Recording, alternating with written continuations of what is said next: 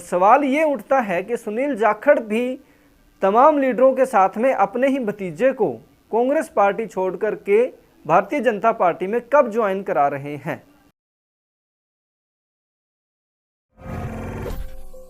या तो जो बीजेपी ज्वाइन कर लो, अन्यथा सभी का कच्चा चिट्ठा केंद्र सरकार के पास पहुंच जाएगा। इसके बाद ईडी सहित तभी तमाम जांच एजेंसियां आपके पीछे लग सकती हैं। पौधों में सरेआम आग लगाई जा रही थी। इस दौरान 1 महीने में मैं कह सकता हूं कि लाखों पौधे झुलसे होंगे तथा आग के हवाले कर दिए गए होंगे।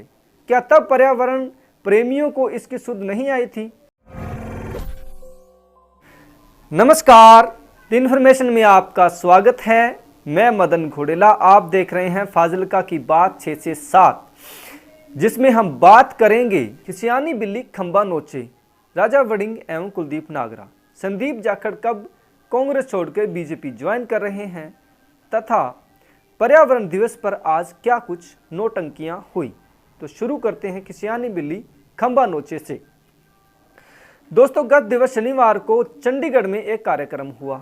इस कार्यक्रम में कांग्रेस के कई पूर्व मंत्री तथा विधायक तथा अकाली दल के पूर्व विधायकों ने भारतीय जनता पार्टी ज्वाइन की।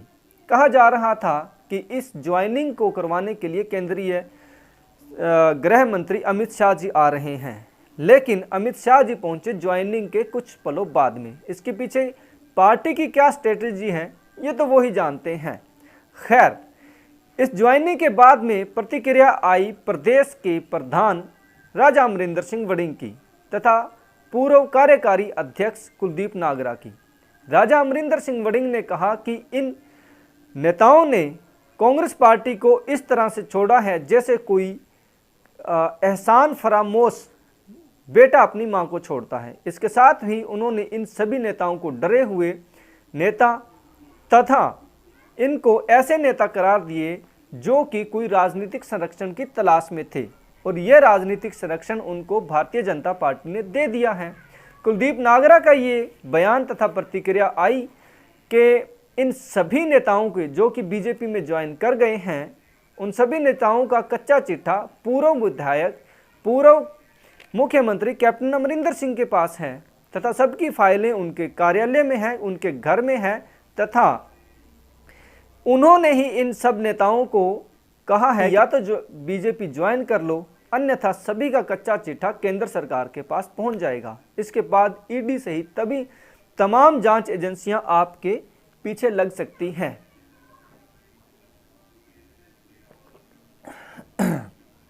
शुक्रिया। इन दोनों नेताओं की प्रतिक्रिया पर हम एक ही लाइन कह सकते हैं कि खिसियानी बिल्ली खंबा नोचे।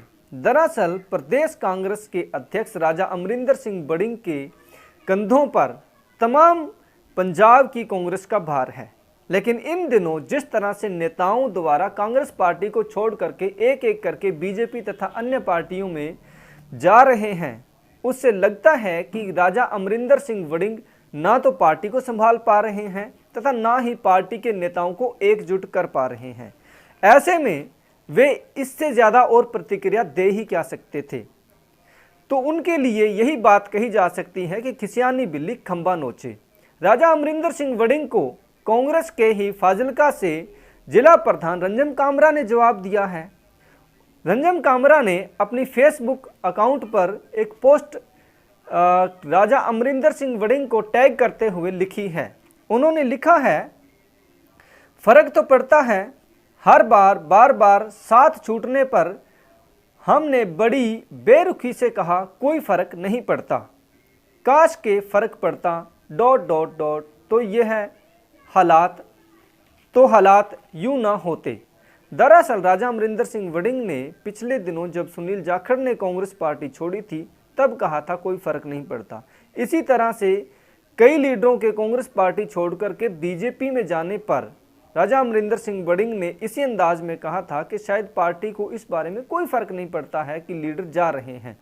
इस बार भी राजा अमरिंदर सिंह वड़िंग ने कुछ ऐसे ही तंज कसे हैं। उन्होंने ये भी कहा है कि पुराने लीडरों के जाने से नए खून यानी नए लीडर यानी युवा लीडरों के लिए जगह खाली हो रही है। रंजन कामरा द्वारा इस पोस्ट के नीचे कई कमेंट्स आए हैं। उनमें से एक शायराना कमेंट पंकज नारंग जी ने लिखा है, वो नज़रअंदाज करते रहे हमें ना चीज़ समझकर, होश तब आया जब कुनबा लुट गया जनाब। खैर कमेंट और भी आए हैं, लेकिन हमारी वीडियो की टाइमिंग की लिमिट है, इसलिए हम इतना ही कहेंगे कि राजा अमरिंदर सिंह वड़िंग तथा कुलदीप नायर जी या तो पार्टी के लिए काम करें या फिर खिसियानी बिल्ली की तरह खंबा नोचना बंद करें। अब हम बढ़ते हैं इस वीडियो के दूसरे एपिसोड की ओर। संदीप जाखड़ कब बीजेपी ज्वाइन कर रहे हैं? ये सवाल सिर्फ हम नहीं बल्कि फाजिल्का, अबोहर तथा आसपास के तमाम शहरों से आम नागरिक भी कर रहे हैं। उसके पीछे कारण ये है कि 19 मई को सुनील जाखड़ जी ने कांग्रेस पर बड़े हमले करते हुए तथा कांग्रेस पार्टी को खरी खोटी सुनाते हुए भारतीय जनता पार्टी ज्वाइन कर ली। इसके बाद में ये कयास लगाए जा रहे थे कि सुनील जाखड़ के साथ अबोहर, फाजिल्का, जलालाबाद, बल्लूवाना से तमाम कांग्रेस के लीडर इस्तीफा देकर के भारतीय जनता पार्टी में जाएंगे। खैर हो सकता है कि वे किसी मौके की तलाश में हों, लेकिन संदीप जाखड़ जी से तो, जो कि अबोहर से विधायक हैं कांग्रेस पार्टी से, उनसे तो ये अपेक्षा जरूर की जा रही थी। इसके पीछे बड़ा कारण ये है कि संदीप जाखड़ सुनील जाखड़ के भतीजे हैं तथा आज चर्चा ये है कि सुनील जाखड़ ने ही कांग्रेस को झटका देते हुए तमाम लीडरों को भारतीय जनता पार्टी में ज्वाइन कराया है। तो बनता ये है और सवाल ये उठता है कि सुनील जाखड़ भी तमाम लीडरों के साथ में अपने ही भतीजे को कांग्रेस पार्टी छोड़कर के भारतीय जनता पार्टी में कब ज्वाइन करा रहे हैं? ये सवाल उनसे संदीप जाखड़ जी से भी मीडिया के तमाम लोगों ने पूछा था। हालांकि उन्होंने साफ इनकार कर दिया था कि वे फिलहाल कांग्रेस पार्टी नहीं छोड़ रहे हैं। इसके पीछे उन्होंने तमाम कारण बताए। उनमें से ये भी कारण बताया कि वे कांग्रेस पार्टी में रह करके आवाज़ बुलंद करेंगे। उन्होंने सुनील जाखड़ जी का द्वारा उठाए गए सवाल तथा उठाए गए कदम कांग्रेस छोड़ने वाले का भी बड़ा समर्थन किया था। राजनीतिक गलियारों में इस बात की भी चर्चा है कि संदीप जाखड़ खुद चाहते हैं कि कांग्रेस पार्टी उनको खुद ब खुद ही बाहर कर दे।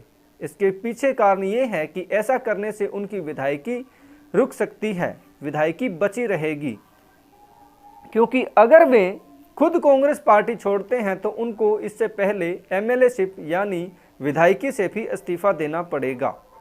लेकिन अगर कांग्रेस पार्टी उनको बाहर का रास्ता दिखाती है तो उनकी विधायकी बची रहेगी तथा वे किसी भी पार्टी में जाने के लिए स्वतंत्र होंगे। इसीलिए शायद संदीप जाखड़ खुल के कांग्रेस पार्टी के खिलाफ बोल रहे हैं।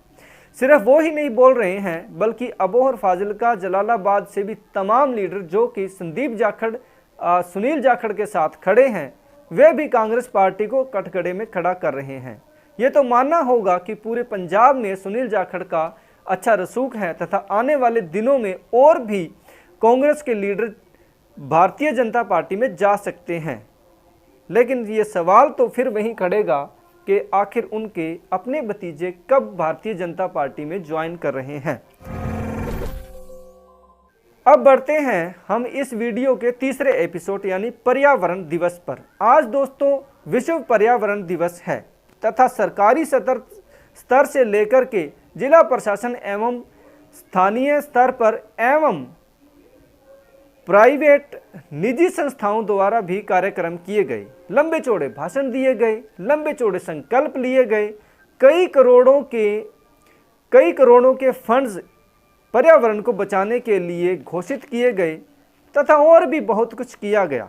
लेकिन मेरा सवाल ये है कि ये पर्यावरण प्रेमी सरकार, निजी संस्थान, प्रशासन तब कहाँ थे जब 1 महीना पहले ही तथाकथित किसानों द्वारा अपने खेतों में आग लगा करके पर्यावरण की ऐसी की तैसी की जा रही थी। पूरे पंजाब से आए दिन ये खबरें आ रही थी कि आग लगाने से कितने ही संख्या में पौधे झुलस गए, पर्यावरण के प्रेमी पंछियों की मौत हो गई।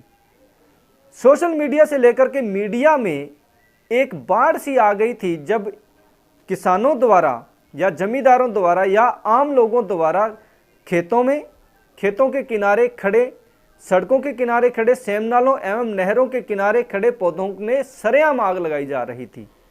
इस दौरान 1 महीने में मैं कह सकता हूं कि लाखों पौधे झुलसे होंगे तथा आग के हवाले कर दिए गए होंगे। क्या तब पर्यावरण प्रेमियों को इसकी सुध नहीं आई थी? सबसे बड़ी बात तो यह है कि न तो सरकार ने इनके खिलाफ कोई एक्शन लिया तथा ना ही उस विभाग, पोल्यूशन कंट्रोल विभाग, जिसके पास इसकी जिम्मेदारी है, उन्होंने एक भी व्यक्ति के खिलाफ कोई एक्शन लिया। आपको खेत में आग लगने के कारण वो झुलसी, वो जिंदा जली बच्ची तो याद होगी। अगर वो याद नहीं है तो समझ लीजिए कि इस पर्यावरण दिवस को मनाने का भी फायदा नहीं है। आपको वो बस तो याद होगी जो किसी व्यक्ति द्वारा खेत में लगाई गई आग के कारण आग में पलट गई थी। गनीमत ये रही थी कि बच्चे बच गए, लेकिन उस घटना में हैरानीजनक पहलू ये था कि सरकार ने, प्रशासन ने उस व्यक्ति के खिलाफ जिसने खेत में आग लगाई थी पर्चा दर्ज करने की बजाय बस चालक के खिलाफ पर्चा दर्ज किया था। अब आप अंदाजा लगा सकते हैं कि पर्यावरण के प्रेमी का दिखावा होने में तथा सच्चा प्रेमी, पर्यावरण प्रेमी होने में क्या फर्क है। एक भी व्यक्ति के खिलाफ अगर तब कार्रवाई हुई होती तो मैं दावे के साथ कहता हूं कि पर्यावरण की इतनी गर्त नहीं होनी थी। एक तथ्य और है इसी इशू पर। आप देखिए कि फॉरेस्ट डिपार्टमेंट द्वारा पिछले 10 सालों में कितने पौधे लगाए गए होंगे। हर साल 2 लाख से लेकर के 3, 4, 5 लाख तक अकेले फाजिलका में पौधे लगाए जाते हैं, लेकिन उनमें से कितने पौधे कामयाब होते हैं? अगर वो सारे पौधे कामयाब हुए होते तो आज फाजिलका सहित पूरे पंजाब में जंगल बन गया होता। लेकिन पर्यावरण प्रेमी होना तथा दिखावा करने में फर्क है। अगर विश्व पर्यावरण दिवस असल में बनाना चाहते हो, उसको सार्थक करना चाहते हो, तो लफाजी छोड़िए, भाषणबाजी छोड़िए, महंगे प्रोग्राम करना छोड़िए, धरातल पर उतरिए तथा पौधों को असली संरक्षण दीजिए और पर्यावरण के दुश्मनों के खिलाफ कार्रवाई कीजिए ताकि विश्व पर्यावरण दिवस को मनाना सार्थक हो। आपको वीडियो कैसी लगी हमें कमेंट बॉक्स में लिखिएगा। नमस्कार।